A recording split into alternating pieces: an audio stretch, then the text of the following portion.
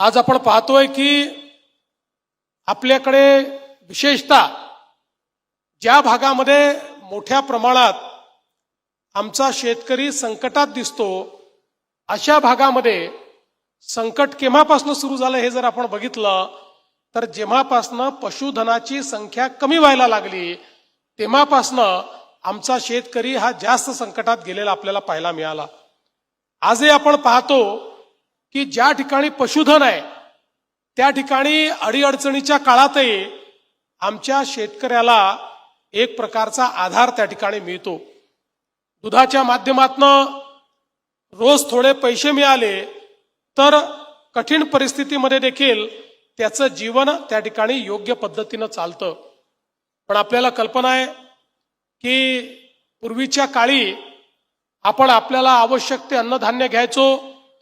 त्यानंतर हळूहळू कॅश क्रॉपकडे गेलो आणि विशेषतः आपण कापूस आणि सोयाबीनवर गेल्यानंतर आणि हळूहळू आमच्या शेतकऱ्यांची जी काही शेती आहे ती लहान होत गेल्यानंतर त्याचं विभाजन होत गेल्यानंतर एक वैरणाचा मोठा प्रश्न हा निर्माण झालेला आपल्याला पाहायला मिळाला आणि हळूहळू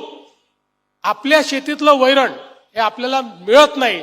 अशी अवस्था आली आणि त्यातनं कुठेतरी पशुधन जे आपलं आहे हे पशुधन हे कमी व्हायला लागलं आणि त्याचा सगळाच परिणाम आपल्या एकूणच शेतीवर झालेला आपण बघितला।